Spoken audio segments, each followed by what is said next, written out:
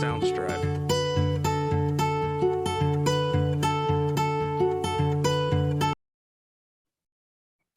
Hello, friends, and welcome to our monthly virtual salon for No Due Date with our good friend Pete Boettke. Happy summer. I know this is a busy time of year for many people, and it's tough to get a group together. So thanks so much for joining us. We're here to talk about rethinking and relearning with Adam Grant, which we hope you enjoyed over the course of the last month. I saw some conversations on Facebook and elsewhere. Particularly, I know Pete and I were both tickled by the Nozick story. About how he never ever taught the same class twice, which for those of you in the classroom is kind of a stunning thing to think about, right? But in any case, that's about all I have to say today, other than your August books are in the mail. Awesome. So you should be getting Bastiat any day now, which will be super fun for August. So with that, so I see a couple of interns. If you see their strange faces, just wave at them. They're very sweet and they're very smart and they love reading books. So there's a couple of them there. Pete, it's your show.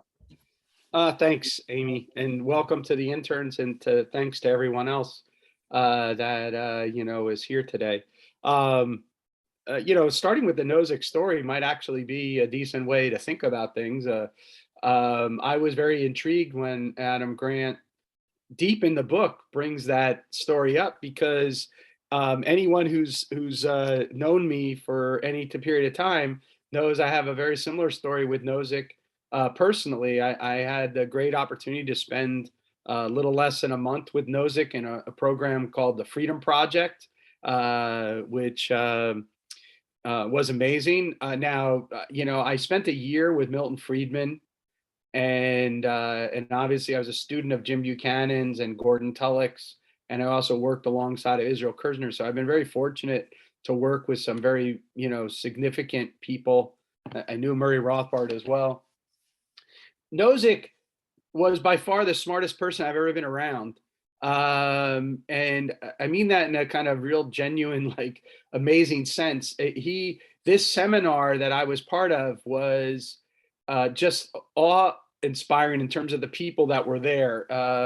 It doesn't make sense for me to go through all of the names, but it was a who's list in law, economics, public policy, and whatnot. And Nozick never lost a debate. It was absurd, actually. In fact, Jeremy Waldron, who's a very famous political philosopher, Nozick walked out of the room once, and Waldron turned to everyone and says, "We all know that Bob won, the battle, but we have to keep in mind we're winning the war." And what he meant by that is, like, because most of the people there were very left-leaning. The reason why it's called Freedom Project was it's a very fascinating kind of discussion. It was like a Liberty Fund almost type discussion, which is over the contested notion of freedom. So, one of the people that gave a talk there was Eric Foner, who, is a professor of history at Columbia, and talks and said that FDR was the greatest defender of freedom in the 20th century. And Todd Zawicki was with me. We were the representatives together, and Todd leaned over and he goes, "I don't know who the hell's talking here, but FDR certainly ain't any defender of freedom." And I said, "Todd, we're in a different world than what you think that we're in, right? We're not in any of this." But Nozick just was unbelievable. He could wipe the floor with anyone. He was just so quick, boom, boom, boom. And I'd never seen anything like it in my life. Anyway, so I got the opportunity to spend a lot of time talking to him and asking him questions and whatnot. And I asked him at one point, I said, okay, so I'm just starting off my career, and, how do I keep myself, like, constantly, like, not jaded about teaching and not, like, just fall into a routine about teaching the same class over and over again or like that. And he said, the secret to academic success is that you never teach the same class twice, even if it has the same name. He says, you always change the syllabus, you always change the questions, you do all that. He says, in that way, you'll be learning along with them rather than trying to preach at them. And I remember thinking, like, okay, that's, like, pretty cool. I could get that, that's kind of interesting. And so I was intrigued when not only did Grant talk about Nozick, but talked about him in particular in this light. The other thing is also is I have a paper on the experience machine and whatnot. It's in a book on, some of you who are older might remember it when there was a genre of these books like, philosophy and Buffy the Vampire Slayer and, these things where they tried to relate philosophy and popular culture or whatever. And I'm in one on philosophy and the Matrix. And I do a whole thing about the issue of free will and taking the red pill and all of these kind of things like that. So the footnote that's associated with Adam Grant's conversation, I thought was also fascinating. And it is interesting because when I talked to Nozick, the Matrix, movies were just coming out. And one of the things he said to me was that they owe him royalties, as a joke. That was one of his things, that he said. All right. Anyway, so why Adam Grant? It's as you can guess, I'm trying to puzzle with this idea of how to be a lifelong learner. The reason for that is because some of the most fascinating minds I've ever been around, they exhibit that characteristic. One of the most so minds come in two different ways, right? One of them is they form their opinions about things and then they doggedly pursue it for the rest of their life. And other ones is they're constantly, learning and absorbing new information and everything like that. And so, any of you have ever been around Vernon Smith, he's quite fascinating because he's more likely to sit down and talk to you about an article in Nature or in, science or something else than he is about economics. He's constantly absorbing and processing new information. And now he's in his 90s. And there's a reason why, Caltech and them are going to, study his brain when he passes away, is because he's like a quintessential example of a lifelong learner. And I think we should all aspire to be like that. The other aspect about Grant is that it's from my own personal experience of trying to build a graduate education and research center. So at George Mason University, I run a thing called the F.A. Hayek program. It's called a program only because it's embedded inside of a center. Otherwise, it would be its own center, right, or its own institute. But we're inside of the Mercatus Center, and we have a collection of faculty as well as research scholars that work with us. And our job is to engage in research and publication, and also to educate the next generation of thought leaders and that are interested in pursuing ideas from a classical liberal point of view, basically, or a classical liberal political economy kind of perspective. And so, how do you build a research center with creativity and unleashes curiosity among its people? We have a research seminar. Economics has a very aggressive culture in seminars, but we run our seminar a little slightly differently. We try to build on that. We emphasize this issue of immanent criticism as opposed to transcendent criticism. This is a big difference, I think. Deirdre McCloskey likes to distinguish between the way George Stigler ran his seminar and Milton Friedman ran the seminar at Chicago. And the way Stigler would run the seminar is, let's see, we got a budding economist here, Owen. Owen comes and gives his paper at the seminar, and then Stigler would say, Owen, that is the stupidest paper I've ever seen. No one should ever write a paper on A, B, and C. If you were really as smart as we think you are, Owen, you would write a paper on X, Y, and Z. Because I, George Stigler, that's what I would write the paper on, right? And that's the way the seminar would proceed.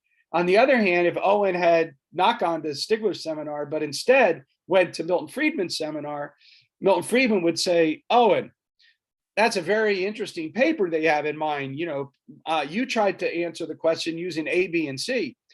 You know what? I don't think that argument works. But I do think maybe if what you did was pursue X, Y, and Z, you might actually be able to make your argument work. Why don't you go back and try to redo that argument, pursuing it that way? And what McCloskey always points out is Stigler gives you no action item. It's over, right? It's done. Whereas Friedman gives you an action item, which means you can learn. There's no learning in Stigler's thing. There's just a shutdown. Whereas in Friedman, there's now learning and progress, and that's how science goes. So when we started our workshop, which is, again, 20 years ago, this is not like yesterday, our whole idea was to build on this idea of this imminent criticism, to try to help, the students come along and learn and improve.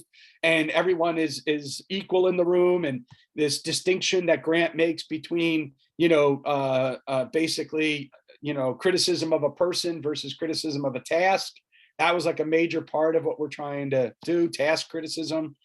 And so, I found that his discussions of these things were very interesting. The other thing, and Amy's part of this program, is that, since 2012, so now it's 10 years, we've developed this program called these Adam Smith Fellowships.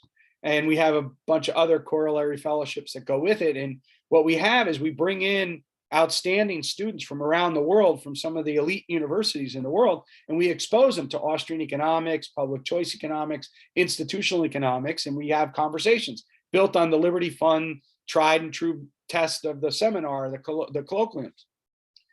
But, when I started it, my idea was from when I was a student, and Jim Buchanan had seminars that were sponsored by Liberty Fund, and he used those to advance the agenda of public choice.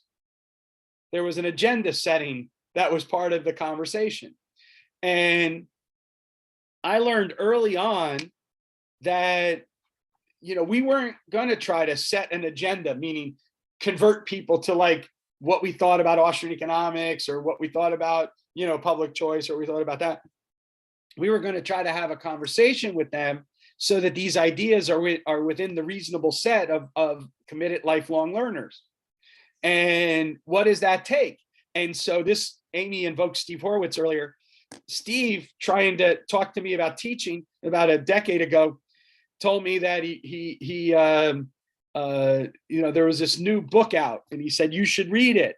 And it was like, what? And he says, it's called, Teaching with Your Ears.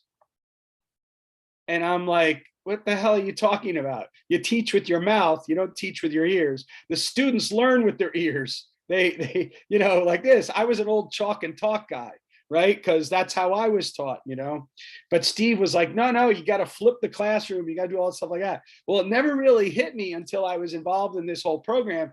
And I have my little notebook, that we get. And I'm sitting there and I'm around all these other PhDs from, Harvard and MIT and everything, Oxford. And I'm sitting there, and all of a sudden I remember I wrote on one of the days, it was about the 5th time in, and I just put in big words, listen. All right.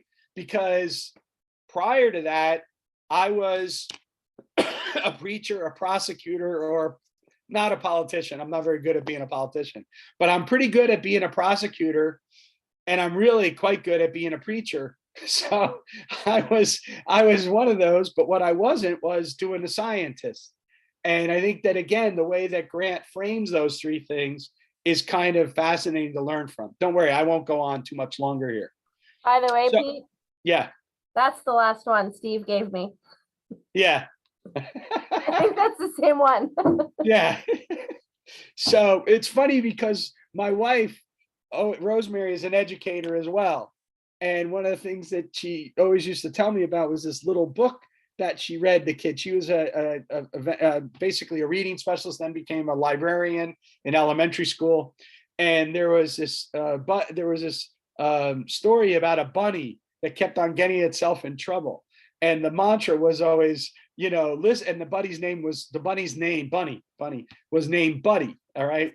And she would always say, listen, buddy, which is, you'd have to put the ears up, right, of the bunny ears so that you would be listening. And so I realized how profound that concept was. And again, so let me just finish up with a couple more experience about why I think this Grant book is kind of fascinating, which is there's a famous Richard Feynman quote, which says that you should never worry about asking a question which cannot be answered.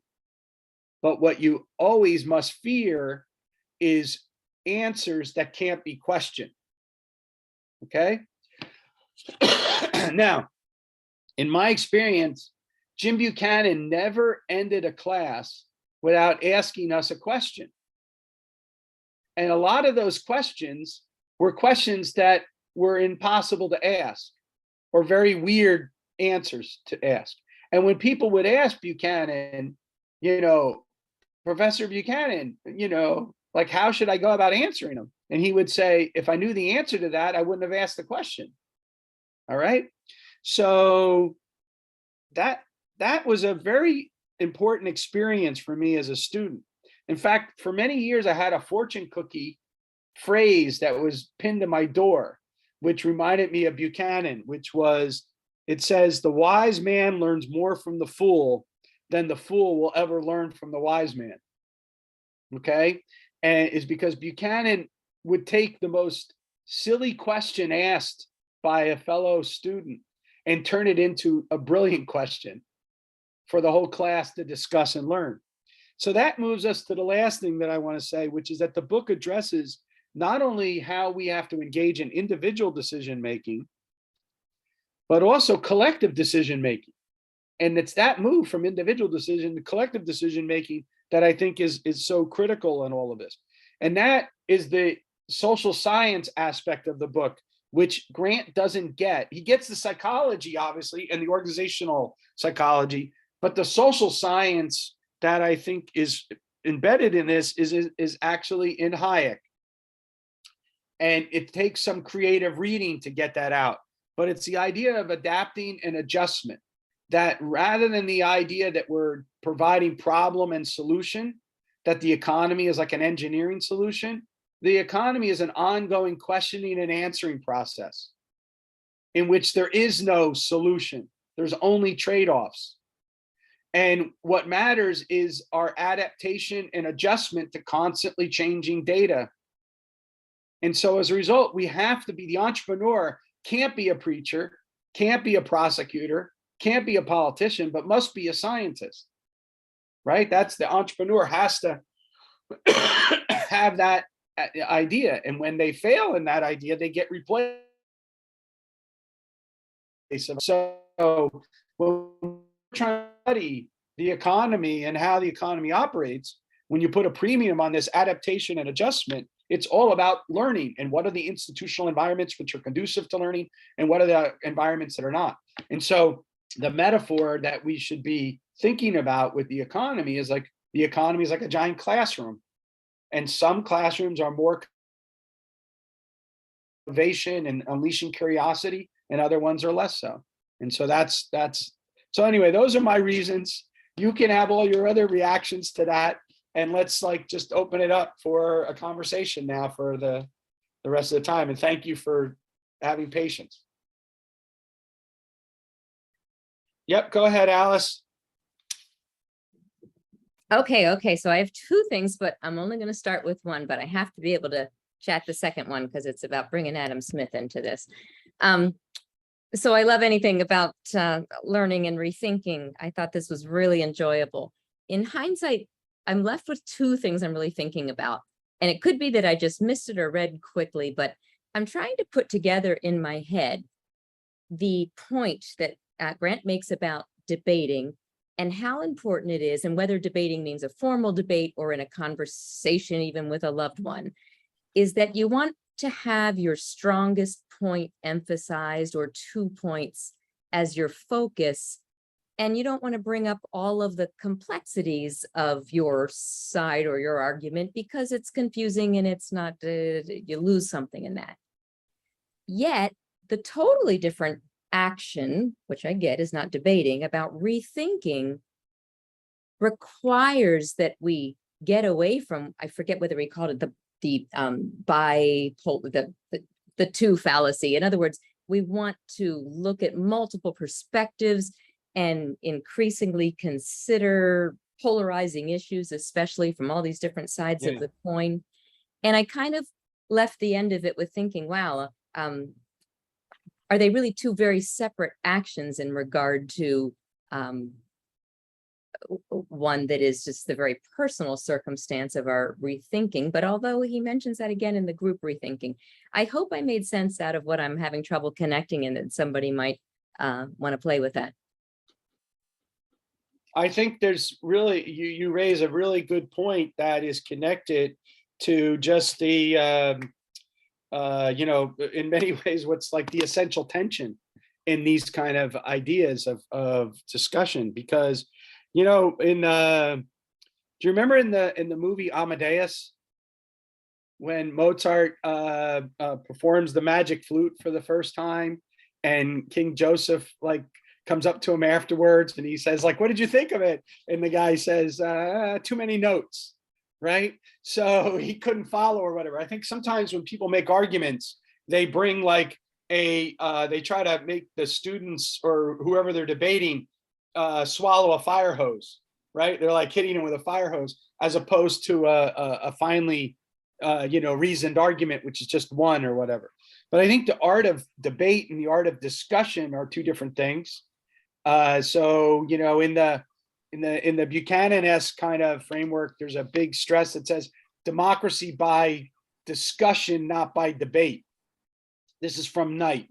So democracy by discussion, not by debate, because in debate, what you're trying to do is defeat the other side, whereas in discussion, you're trying to come to a meeting of the minds with the other side, right? So there's two kinds of things about that.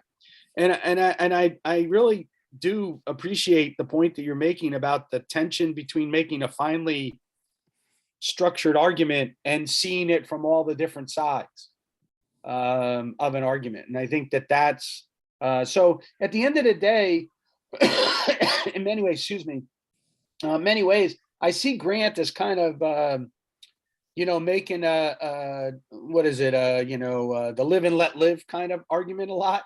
Like we need to have the conditions under which we can live and let live with one another rather than this division or whatever.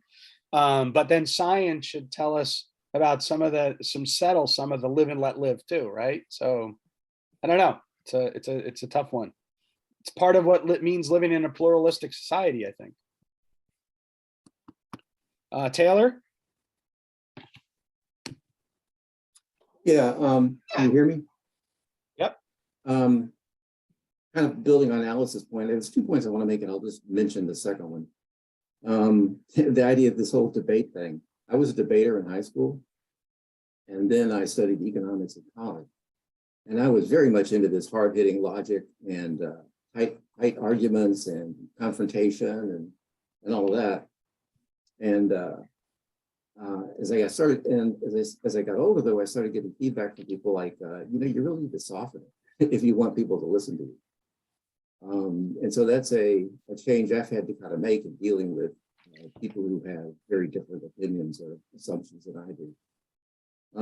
And so a part of it, I think, is being able to think again and continue learning and relearning and then persuading others. I think there's a very personal, almost like a methodological individual aspect to it. I mean, and there's a second aspect, I think, which is at a professional level, being able to say in economics, being the more Friedman-esque as opposed to Stigler. And as a teacher, and I'm not sure you can do the second, I'm not sure you can do it at the professional level unless you learn how to do it at the personal level. And it ties back to a book that I've read that I liked is by Eric Fromm called The Art of Loving.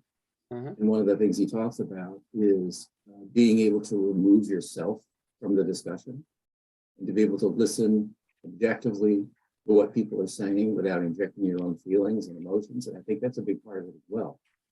That realizing that the productive discussion is not about you, it's about the idea or the action that you're trying to come to agreement with somebody. I also did merger and acquisition negotiations, and I found that being able to be a little less confrontational and work from where the other side was much more productive. And at a personal level, I wonder if these kind of skills are things, I don't necessarily think that people learn these skills in families, at least. And so I wonder if these are the kind of skills that can be learned in a classroom, like in elementary school. This idea of listening and not arguing but discussing. I don't know that we do that, but I wonder if that's something that could be done better in the school at a young age. Yeah. I think that one of the key issues I think is the issue of asking questions and learning how to ask those questions. Um, and not yeah, anyway, there's a book called A Most Beautiful Question, and it talks about this lab at MIT where they have all this, they come up with all these new creative things with, in terms of this creativity lab or whatever. And what drives them is like the questions, right? Not necessarily that they have a hammer that can, provide, nail all nails, right? It's the ability and the felicity of mind, I guess, if that's the right word, to ask the probing questions that lead to, us going forward. And how do you teach that? I think that it's kids are naturally curious. College kids are naturally curious. It's just a question of trying to get them to unleash that curiosity and be the stimulator for their curiosity rather than them being these receptacles of your wisdom. Yeah, and I think that's an important attitude shift of the teacher. Julie? Hi, thanks. I wanted to react also to what Alice said, but on this point about the teacher, I really loved that story in chapter 9 about a teacher. I think she's say a junior high school level, and one of the things she would do would be to share 40-year-old textbooks so that kids could see, oh, we used to tell the story a lot differently back then. And she also had 3 things that she talked about teaching kids to be fact checkers, about interrogate the information, reject rank and popularity, and understand that the sender isn't the source. And I've tried to get involved with some media literacy things for young people, and that really nails it right there. It's one of the things I think we do need to teach in schools, people to be more skeptical. But going back to what Alice was talking about, I had the experience of reading this book. I read it at the end of a 2-week vacation where I was with a lot of family, and I ended up thinking, boy, it's too bad I didn't read this book on the front end of this vacation because you start to have discussions with people, and I am guilty of that. Throw some more facts at the problem. I'm the person who, and there were a number of people who were, the kind of political or economic discussions that you have with people, and a lot of people I find today are really shut down, like they're all a bunch of crooks. All politicians are crooks. All capitalists are bad, especially young people. And I would try to have a conversation with them, and I would end up in this fact throwing mode. And I know I should have come back and said, well, what has your experience been? And why do you say that? And I just found this book full of really good, practical kinds of reminders about how we can have better conversations with people. I think it's really hard for us to have those conversations in the world of the last decade. So it's not just COVID as much as COVID has kind of maybe advanced things. And it's not just Trump in 2016, though that obviously had its own things.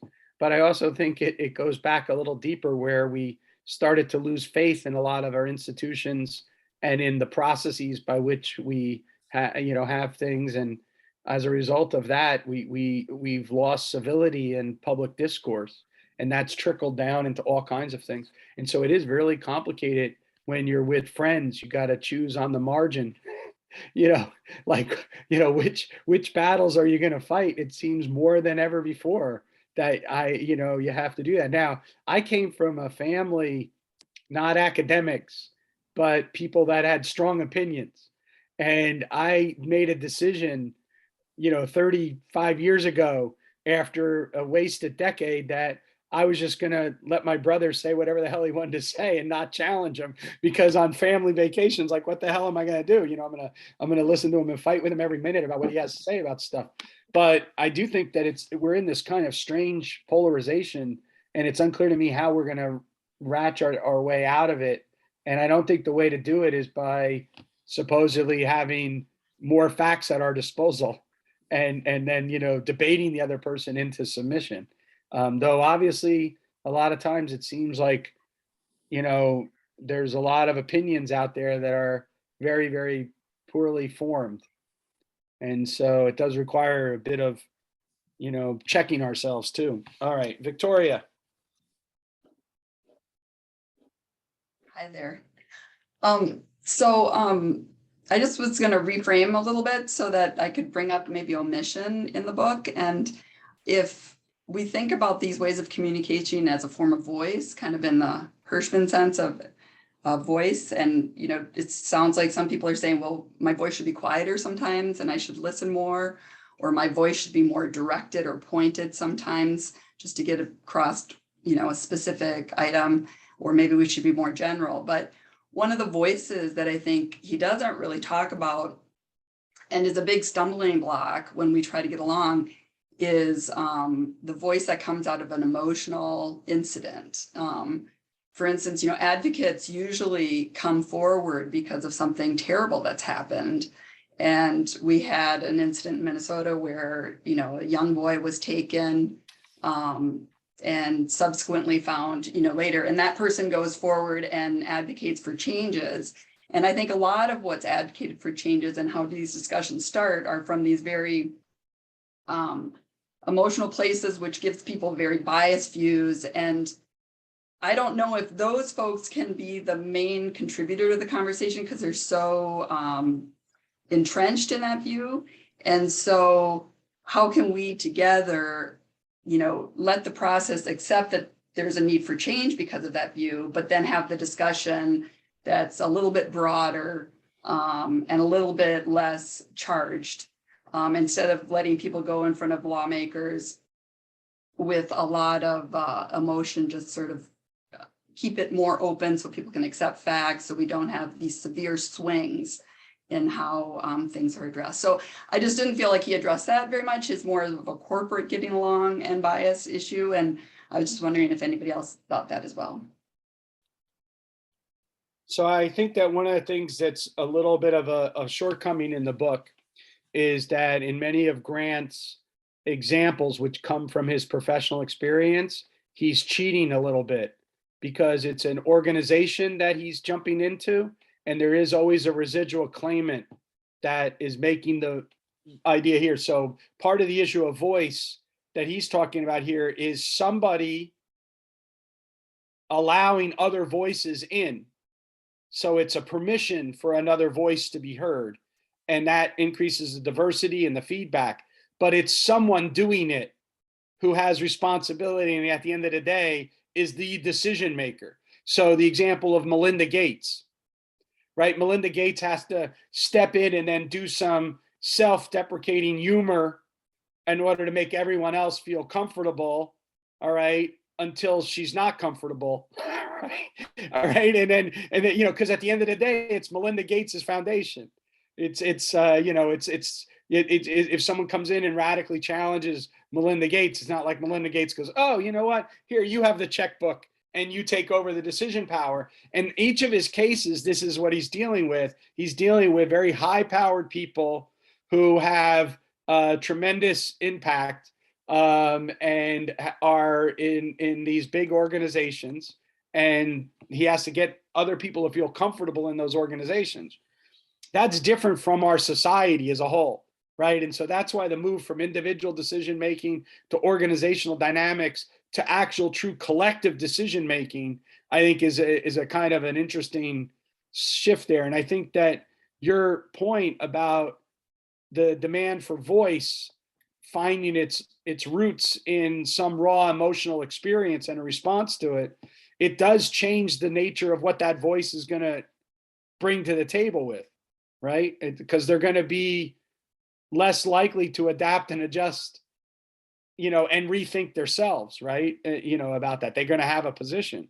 So they're going to fall very much into the preacher or the prosecutor mode, right? And so anyway, it's a great question, hard question. I don't know if this medium is really hard to have interjections of the conversation right on your point. Whereas like the Liberty Fund model is built for that, where you have a little short queue and the person can jump in or whatever. So to that. But this issue of a voice from a place of emotion, that's very, very valuable, I think, to think about in our collective experience. So Mark. Well, one of my favorite things was the arrogance is ignorance plus confidence. And I've used that throughout the month here. But I'm not a very good student this month, and I do have 3 or 4 more days to finish the book, which I didn't. But my question is, does he ever get around to things where there's certain principles that you shouldn't compromise on? And does he give any insights in where you get there, that are there truths, or is everything just a compromise? I mean, do you have such an open mind that your brain falls out? Yeah. And I'm waiting until I read the rest of it, but that was my hunger throughout the first part through 3/4 of the book are, well, where do we get to principles that we aren't willing to compromise on? Or should we? I think that he has an overarching principle of a commitment to truth. So it's a scientific credo, right? So it's as opposed, and whatever moral rules make for science to be possible. So we shouldn't cheat and manipulate and fraud and all those other kind of things, right? But other than that, it's all about just not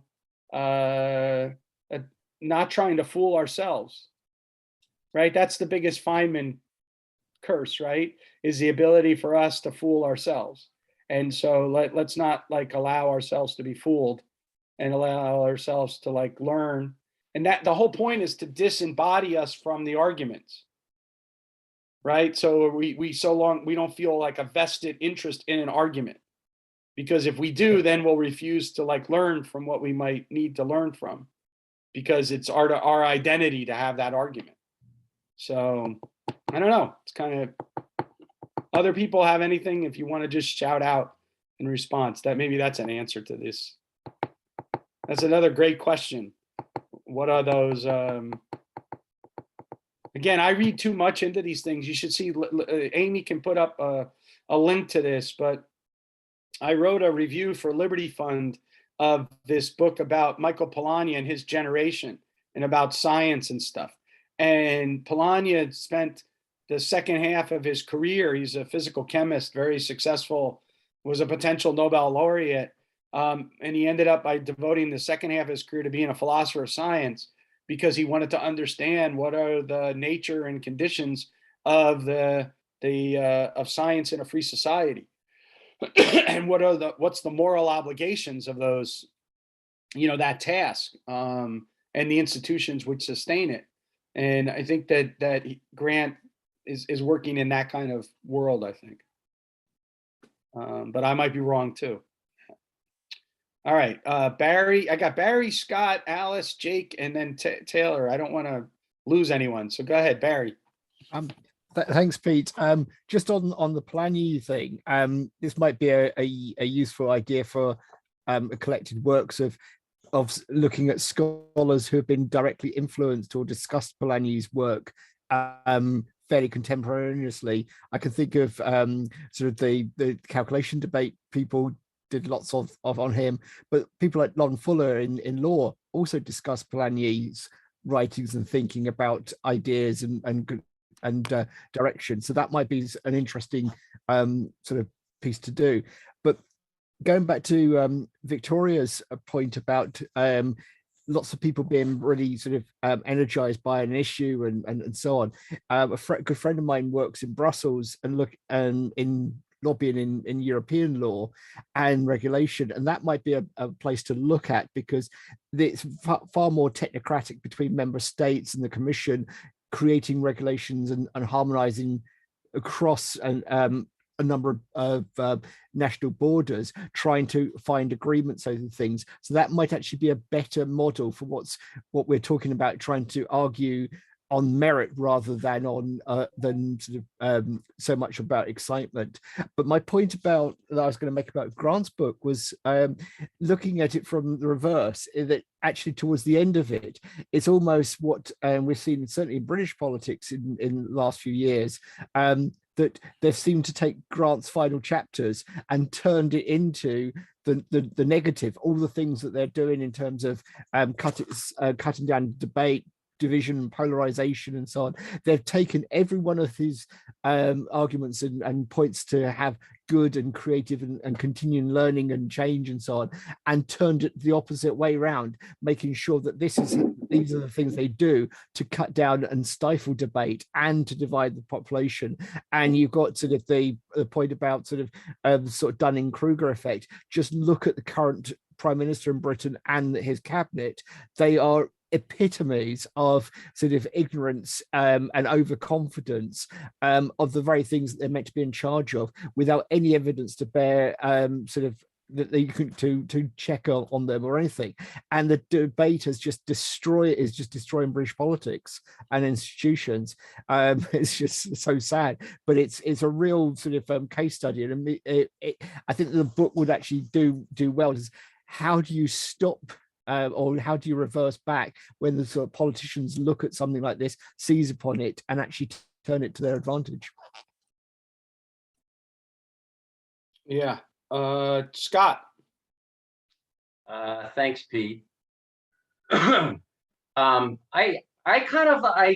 was kind of lukewarm on this book. I think there were parts of it that I liked and kind of resonated, especially with my career experiences. I worked for the Hewlett-Packard Company for almost 30 years, and a lot of the culture at the time anyway, and I left 10 years ago, was centered around continuous improvement and something that we usually referred to as the Deming wheel, which is kind of the plan, do, check, act cycle. And it seems like he kind of touched on some of that. I'm a big fan of the Dunning-Kruger concept. The counterfactual part that he mentioned, it always reminds me of Charlie Munger, Buffett's sidekick, because Charlie Munger always uses the phrase invert, always invert, to kind of get the opposing perspective. So overall, I kind of like the book. I think it was Mark, what he mentioned earlier about principles that you shouldn't compromise. I kind of had the same thought when I was reading the book, and also, as I finished it, was kind of, what are my core values and why do I hold them? And why do I think that those are the right values as opposed to either another set of values or, other public opinion? So I kind of struggle with that. It comes down, I think you said, an overarching commitment to the truth just a couple of minutes ago. And I think in a prior one of the salons, it kind of comes down to whose version of the truth and based on what. So those are my comments. Thanks. I cheat on this somewhat like others, in my own way. And that's one of the reasons why I think Pinker's, Enlightenment Now is important, is because there's certain core principles of the Enlightenment that I think in our current age have been challenged, that we need to resurrect and defend so that we can actually, I don't mean, enlightenment necessarily institutions or experiences, but enlightenment, principles about logic and evidence and the way in which we adjudicate, those things. Other thing I'll point out is that what you were talking about in terms of the invert idea is that besides my academic life, I spent a lot of time being a basketball coach, 20 years. And I've read a lot of basketball books, over the years about coaching and everything like that, how to create team. Pedagogy, my favorite book on pedagogy is actually about John Wooden.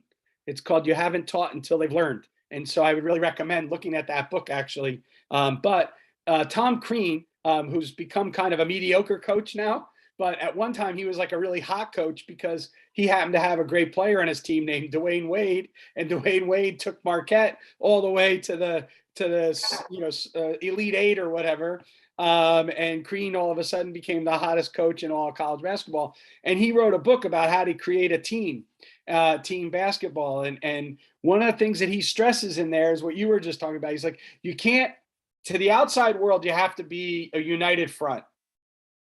But internally, in order to make advances, what you need to do is you need to have opposing positions. So if the head coach is down on the team, the assistant coaches have to be the one being, no, they're working really hard, they're trying, or like that. Or if the head coach is real optimistic, we'll be able to take them on, then the assistant coaches have to say, yeah, but they got like this 7-foot guy and we got to figure out a strategy, otherwise we're going to get our butts kicked. And it's this kind of play that takes place of where you want to have united front to the outside, but very vigorous debates internally to have it. That's part of creating a winning or a successful organization.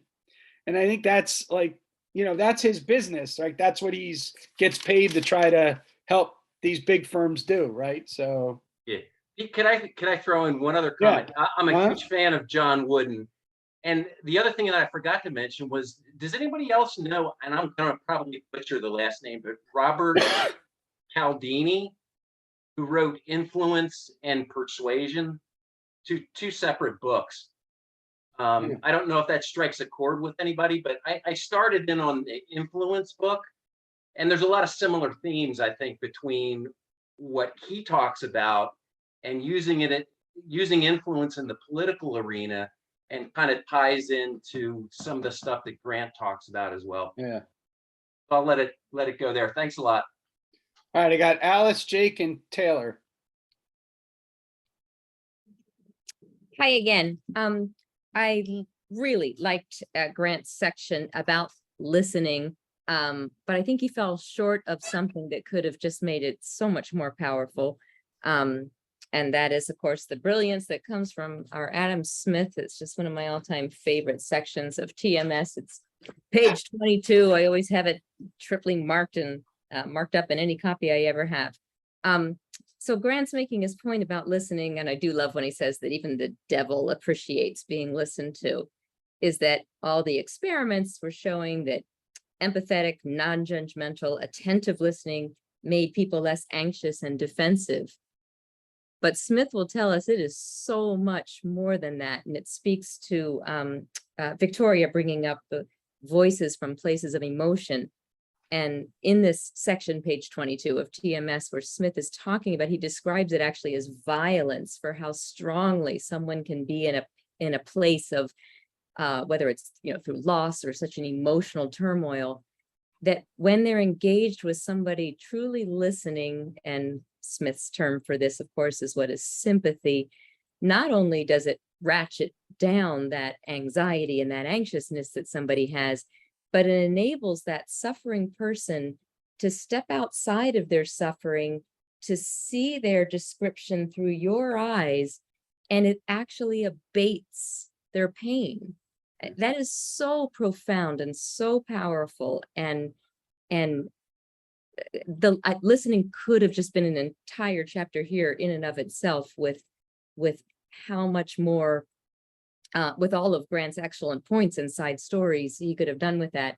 And if I could suggest one thing to Grant, it would be to keep writing, but could you please dig into Of Propriety at TMS and do a little review there and turn that into your next book and writing, because there's some just incredible stuff here that Smith can tell us about what enables us to engage with others so powerfully.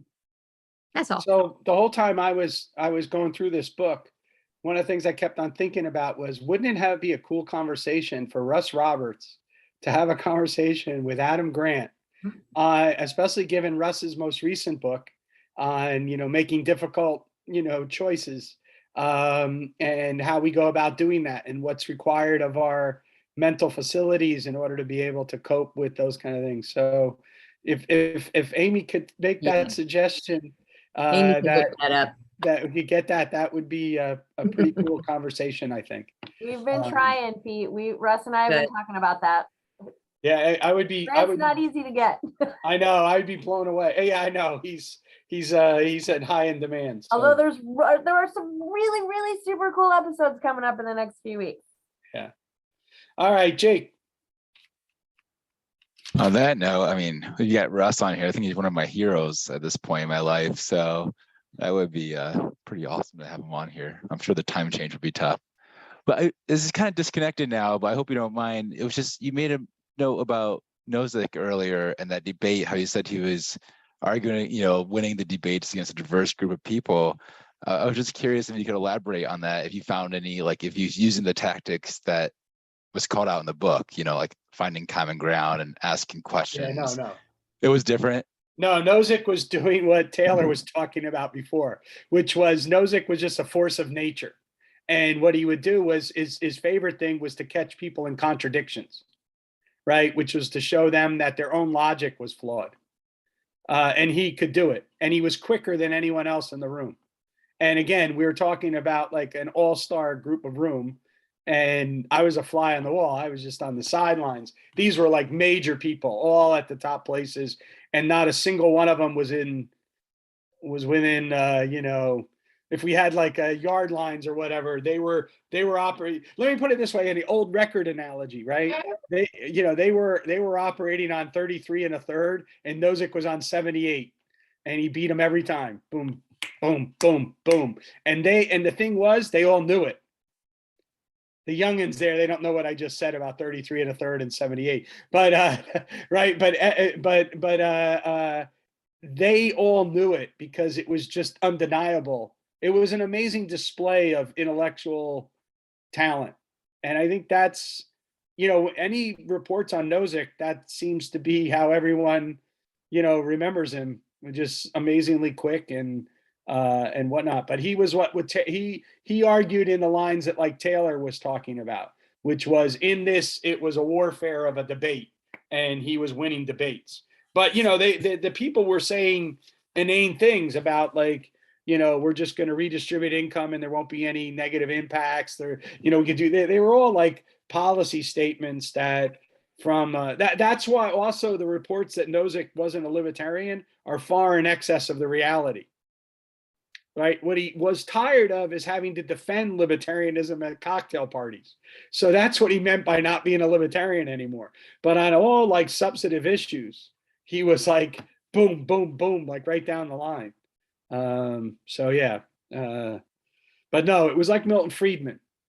The issue with Friedman is that like Nozick, even more so, Friedman always criticized with a smile.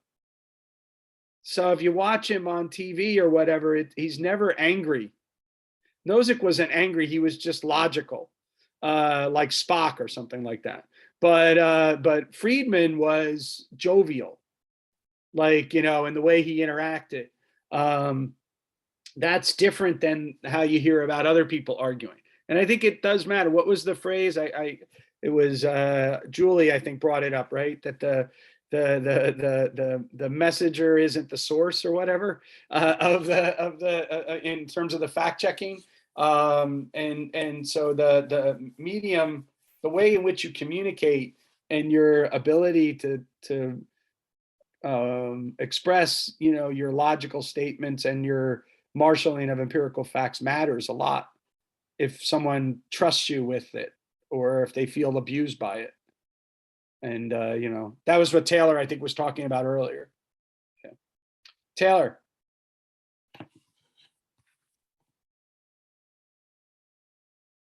You're muted.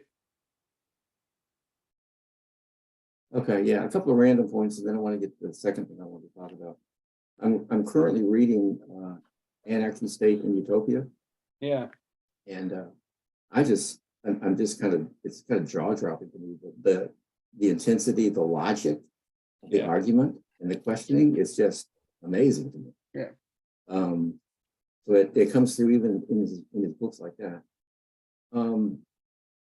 Pete, you mentioned your wife is a teacher, and my wife is a middle school teacher, and she teaches language arts.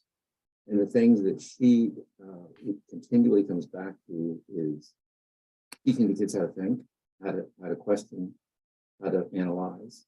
And she's also continually frustrating that the kids she gets in like 7th and 8th grade just don't seem to have that kind of skill. I think it was Victoria was talking about how politicians like to bring in people to these hearings who are passionate and have experienced some kind of emotional, maybe event that drives their passion. And, politicians, of course, play on that because it plays to voters, and it plays to voters because voters don't seem to have the analytical background and skills to see through that and understand the difference between an anecdote and solid evidence. So to me, so much of it comes back to teaching kids how to think and how to question. The other point I wanted to bring up is one other thing, just as a random thing. We talked about principles and where you compromise and so forth. One of the hardest things I think about practicing what Grant professes is it really listening to try to understand someone's opinion that you know is very different than yours can be very scary, because if you really practice it, what you're doing is opening up yourself to possibly changing your mind. Yeah. And that's a really scary thing to do, especially when you're talking about fundamental principles. But I think that's something we have to do. We want to continue learning. Being open to the possibility that some of the things that you hold dear may be wrong, and you're willing to be open to that. The other point I wanted to bring up is in terms of economics and rethinking. And Pete, I think you've talked a little bit about this recently or posted about this. We've talked in other contexts about where economics went wrong. The mathematization, the focus on equilibrium, focus on macro instead of methodological individualism. But that takes a whole lot of rethinking, and it takes a lot of people being willing to rethink. From my perspective, non-academic and pretty removed, it seems like that, I'm not sure that we're winning on that one. Yeah.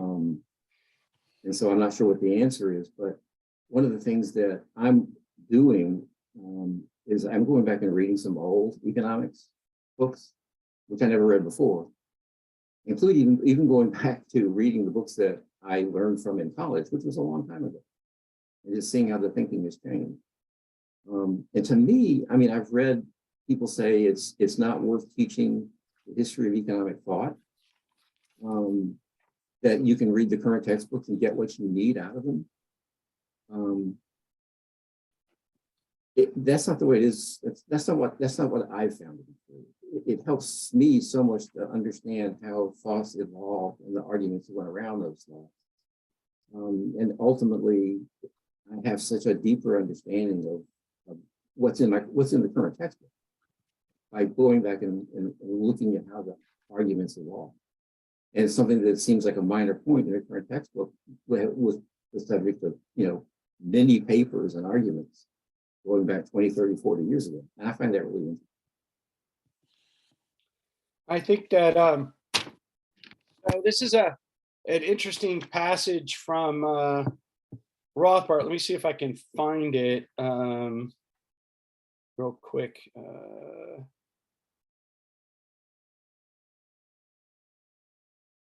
In Man, Economy, and State, in the production passage, is on page 357 of Murray Rothbard's Man, Economy, and State. He starts the page, he says, unfortunately, in the science of economics, retrogression in knowledge has taken place almost as often as progression. right? And so this is the problem in the sciences of human action, is that we don't advance like, a linear march from darkness to truth. And we don't just do the repeating over and over and over again of the same debates, but we evolve through this kind of very jagged process that looks more like a corkscrew of, we make 2 steps forward, we take some steps backwards, we take steps forwards, and we go like that. And so it's one of the reasons why the kind of exercise that Julie mentioned about reading the old books, was it Julie? Students read the 40-year-old books or whatever, Yeah, it's in right? In chapter their 9. class, the 8th grade. What? It's in chapter 9. You're right. You were the one who brought that up, though, that she did that. But that's one of the things I think that's important. And I want to tell you a story. This is economics, a little too much insider baseball, maybe for some of you not into economics. But my colleague, Richard Wagner, his teacher at the University of Virginia for price theory was Ronald Coase. And Ronald Coase gave this exercise to his class, Wagner's class. This is in the mid 60s. And so what he did was, he said, listen, when I was studying economics, Coase, the #1 textbook was Alfred Marshall. That's how everyone learned economics at the advanced level. You studied Alfred Marshall's book. He goes, in Marshall's book, all of the graphs and the mathematical formulas are in footnotes and in appendices. But by the time Wagner was studying, the core text was Milton Friedman's provisional price theory text. And there, all of the stories were in the footnotes and in the appendices, and all of the formula were in the text. And so he asked Wagner's class what had happened to economics, that when the footnotes become the text and the text becomes the footnotes. But by the time I was educated in economics, the dominant textbook was Hal Varian's textbook. All right. And what happened with that is all of the footnotes that were in Friedman got out of the thing, and it was just the formulas. Right. But at least it told a coherent structure. In fact, one of the books by a guy named Eugene Silverberg was told that the structure of economic reasoning. And if you're a student in the last 20 years, an advanced PhD student, you actually don't even have the structure anymore. You just have the formalistic opponents. The book is Mascalel, Winston, and Green. and you learn basically that theory can prove almost any damn thing. It's not like, and so this has created a problem. So I think that your exercise, fitting with that exercise discussed in chapter 9, is that people could learn a lot about economics if they just read what were the top textbooks in any of the subject matters over a period of 50 years, and to see where it is that we're learning and where we're at. So from your point of view, when you were saying about challenging or whatever, yes, of course, that, the dominant methodological analytical approach is quite different from what I would envision it should look like. But we also live in a profession that allows individuals like myself to have a role in that profession, and to be able to, raise my hand in the classroom of the profession and try to steer the conversation in directions I think are more productive. And so, yes, there's biases, but it's not unsurmountable. The real problem is endogenous. I have to have a better question and framing to win the debate. And if I don't, it's on me. It's not on them, right? They're the dominant approach. And I think that that's the key issue. So, we're constantly trying to address that issue. And that's part of the reason why the grant book is, because our whole purpose of our research center is to be able to successfully challenge that. And we have to train people up to be able to enter into that world and do that. And, to relate it to something, Victoria, this is an extremely bad analogy, because Victoria was talking about real, raw, emotional things. But in a weird sense, when I was an undergraduate, and I decided I got into economics. I was going to economics. I had an emotional sense of a great injustice that was done to people like Mises and Hayek. All right. Part of what motivated me was a great sense of an injustice, that was intellectual injustice that was perpetuated upon these individuals who I thought should be more highly valued as scientists than what they were. And I cannot say that that hasn't driven me for the last 40 years. Right? That there's a sort of a raw emotional reaction that I have when people like say dismiss. And by the way, I'm willing to allow them to dismiss other people who I think have done things, even though they're right, but they've been dismissed because of the way they behave or something like that, right? So it's not just like anyone on my side I think has been treated poorly or whatever. It's that there's a particular example of these two that and Kersner, I think, that drive me nuts because I think they don't get treated with the respect and due that they warrant. It's one of the things that when Nancy McLean's book came out and went after James Buchanan, that it was there's an intellectual issue, but there's also a raw emotion. She was trying to paint Jim Buchanan into a corner that Jim Buchanan never existed in. And the same thing with Milton Friedman, and what she's trying to do right now with Milton Friedman is she's painting him into a corner that wasn't the corner that Milton Friedman came out of.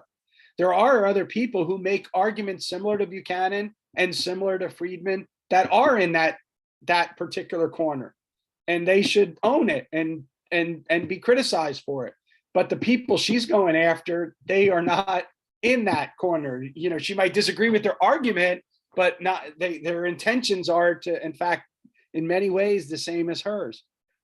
And she's not recognizing that. So this goes to my final point, which is that when at the end of the day with Grant, if you look at my book, A Struggle for a Better World, which, by the way, if you just look it up on the Mercatus website now, Mercatus gives you the PDF for free. So you don't have to go to Amazon and buy it anymore if you want to get the PDF for free. But, you know, of course, it wouldn't hurt if you bought it anyway, but, you know, but I'm not selling books like Adam Grant, so it doesn't matter at some level. But what I would say is that if in that book, in the last chapter, I embrace this issue from Daniel Dennett, which is how to argue with your opponents. And I think Grant's advice at the end of the day boils down to that, which is that you have to be able to state your opponent's position in a way that they would recognize. And they would say, yes, you know, that's my position. And then you can show where they have problems. And the reason why debaters sometimes are viewed as bullies is not because there's a rejection of logic. It's because you don't see that they understand your position or where you're coming from in the first place. So therefore you think you're just being bullied by them, rather than the idea of, you know, like, okay, so like, you know, and let's take this most recent thing on the recession, you know, and why it is that, you know, is the recession 2 quarters, or is it, you know, some other definition, and what's the White House up to, or whatever. It's in actual law in the United States, the definition of the recession as 2 negative quarters. You know, that was the Graham, you know, Hollings like Act or whatever. But okay, but economists for many years have argued the opposite. You know, it's how do you have that debate? They get into these corners and they politicize it and they fight with each other rather than trying to come to midst, you know, interaction with everyone about trying to figure out how it is that you have an economy that was in suspended animation and now you're bringing it back to life. What's going to happen with it when you free it up and yet also put other restrictions on it? You know, that's a conversation that we should be having as profession, as a society, as all of this stuff. And, you know, it's not easy to do. It's not easy to do. So hopefully, you know, we can learn to criticize with kindness some. So Is that it, Amy? We've got a little bit of time left. If anybody else wants to jump in, Yeah. it's a great time to do so. How about the interns? Ooh, pressure. They read the book too. Come on, go ahead. Oh, and jump in there. Yep. Bryce ventured into Sorry. the comments already, so here we go. Go ahead, Owen. So Amy always has us do questions. So my questions weren't totally mixed in with the other questions, but I was wondering, like, how does being open to different ideas and stuff, like, how does that work in different situations? Like, some situations would definitely be different, right? Like, if you're at work, like in other words, you make yourself vulnerable, and is that vulnerability sometimes a negative thing? So, for example, if you're at work, that vulnerability could like limit your capacity to go up in the business or up in the company, because people might view you as like, well, you don't really know, you're just trying to take other ideas from people. So like it's kind of like a game theory type situation. I was wondering how much that kind of plays into the situation. Well, obviously Grant's trying to counter that, right? And that's they're trying to create the environment like that. So who was it? Scott was at Hewlett Packard, right? They're trying to be innovators, right? How did they process that? But Julie, you want to jump in? Go ahead. So my last post before I retired, I worked as an analyst for a firm, and we were advisors to companies, and we were hired to come in and try to help people understand how to do things better. But we would face a lot of resistance, even from the people who had hired us, to listen to our ideas, because to admit that you have to learn something is to admit that you have a problem and that things aren't going well. And what I saw in so many organizations, and my area was marketing, and in marketing, it is a constant pitched battle between different sub functions within marketing for who's going to get the budget and resources. And so what people do is they use various measurement approaches to prove that they should be getting the money because they're having the greatest impact, when it's a nuanced and complex situation. Obviously, how do people find out about a business? How do they decide to do, to buy something, to remain customers, all these types of things? But there really isn't any incentive in a business for people to admit that they're wrong most of the time, or it's the very, very, very rare organization where they allow people to admit and to ask questions like that. So I agree very much with what Owen is saying. It's a very tricky situation. I'm going to tell a story out of school. I had the good fortune to go to graduate school.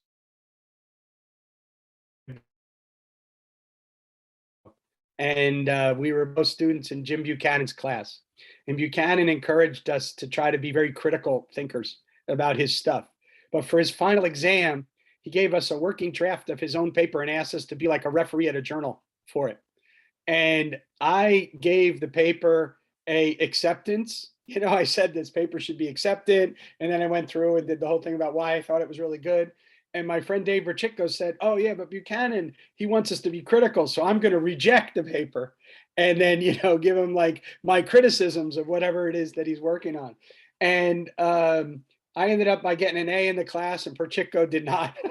It's the only difference in our thing. So I was totally homo studenomicus. I knew what the constraints were, and I operated within them very appropriately and whatnot. And so this is against what I've been telling you all about Buchanan all along, but it is nevertheless, at the end of the day, it was a kind of a true thing. Verchicko could have probably passed if he would have said revise and resubmit, but he went with the full reject. That was the problem, and you don't do that.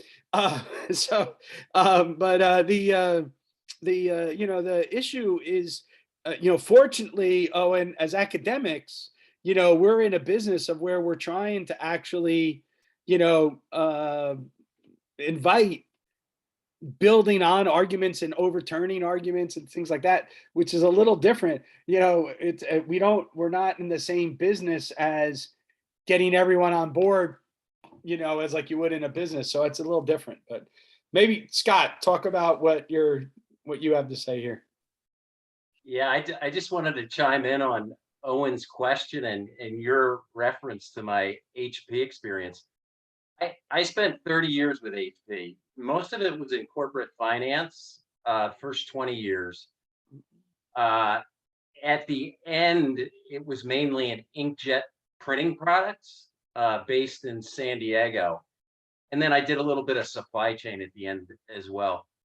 And that's one of those tough things that I think everybody has to decide for themselves what they're comfortable with.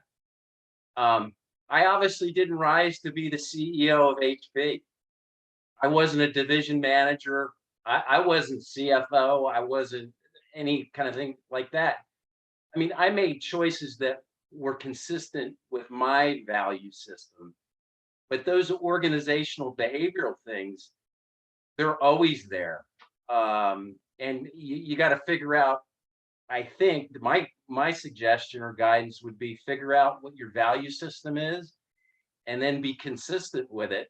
And I kind of look back at my 30 years and, I didn't become the highest level manager, but the way I would put it is I didn't sell out any of my beliefs either. I said what I thought. And there were uncomfortable times in my career where I'd be in meetings and I'd just say, I hear your point, but I think that's the wrong direction. So those are my thoughts. Good luck with figuring that out, Owen.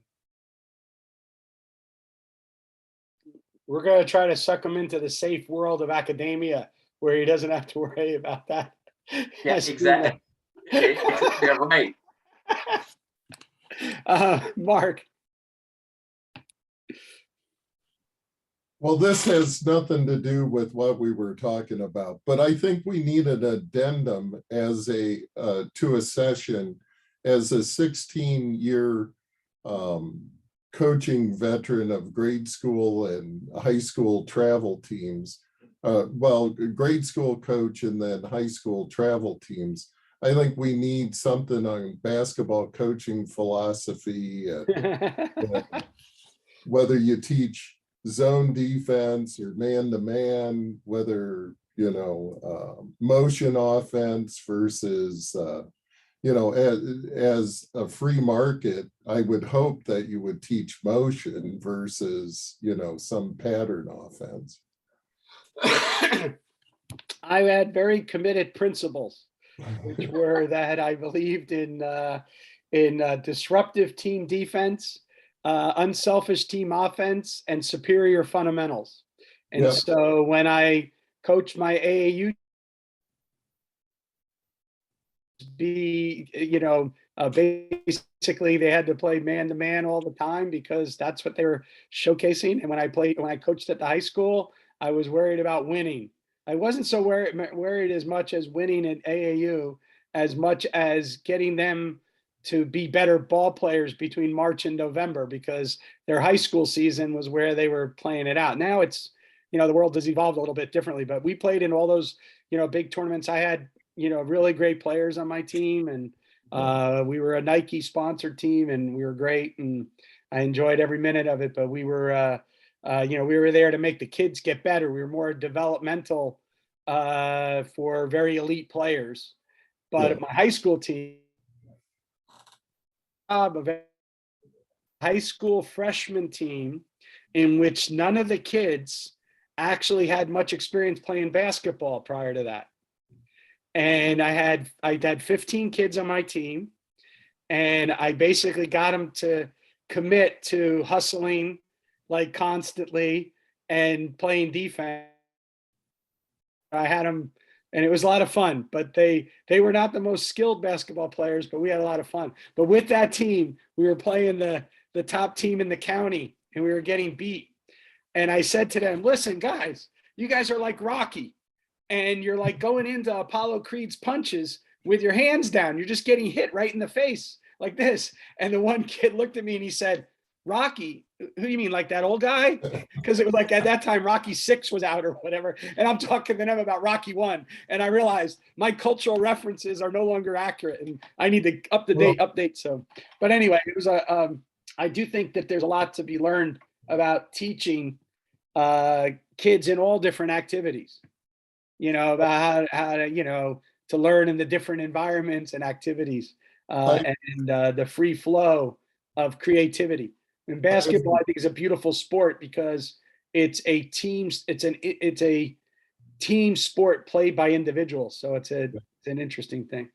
I always talk about expectations. If you don't have expectations for your players, they'll play to your expectations. And I'm a big Bobby Knight disciple, so it's never about whether you win or lose. It's about playing against the game itself. So in another session, remind me to tell you my Bobby Knight story, which I will tell you about as well. Diego. Well, thanks a lot. Thanks a lot. I know it's late and I've been missing many saloons, but I'm back in the country now. I'm coming from Argentina and I wanted to add some comments on that context matters in sharing your thoughts and being ready to rethink.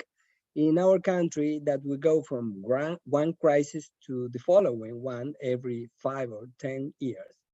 At the corporate level, we try to move forward in terms of modern management tools like Scrums, Agile methodology, 360s, and so on.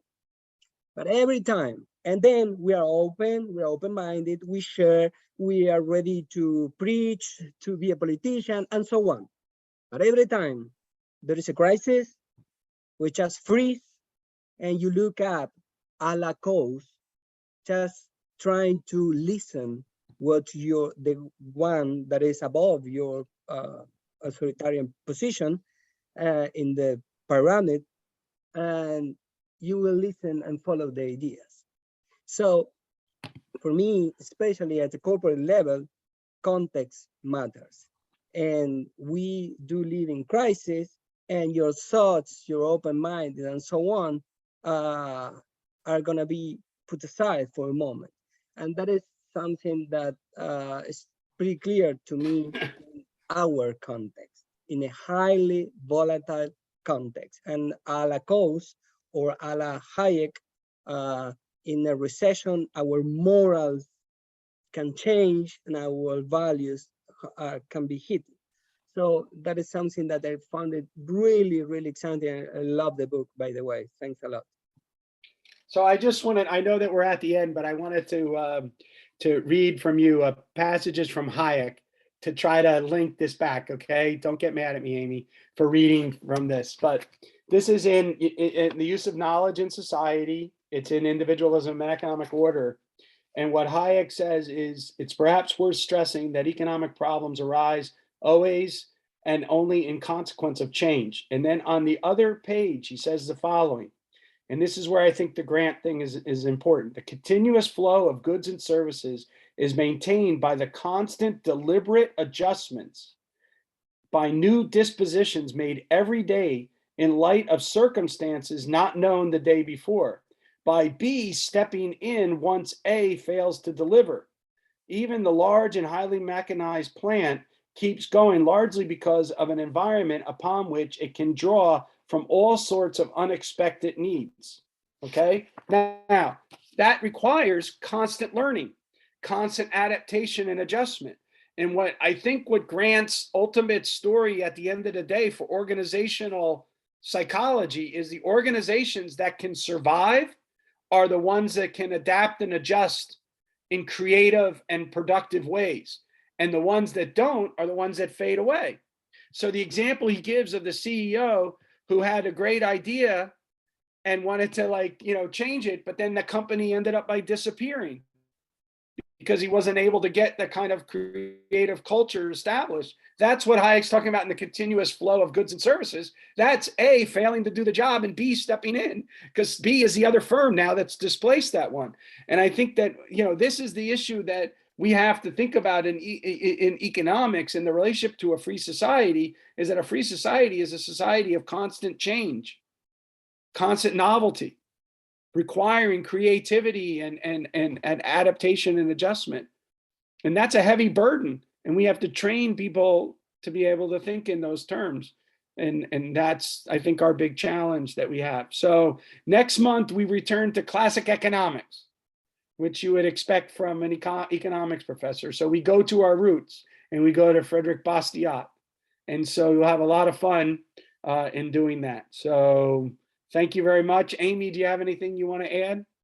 I'm good. Like I said, the books are in the mail, so look for those in the next couple of days and you'll get Pete's note as well as his suggested reading pace, and we'll get some dates out to you for August. Yeah, and again, we can't have a meet the author.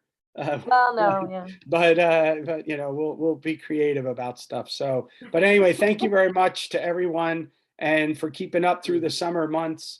And I look forward as we hit the fall. And to the Right. interns from Liberty Fund, good luck with your educational pursuits. Thanks, everyone. Thank you for See having us soon. today. Thank you. Enjoy your month, interns. Bye-bye, everybody. But Sound Stripe.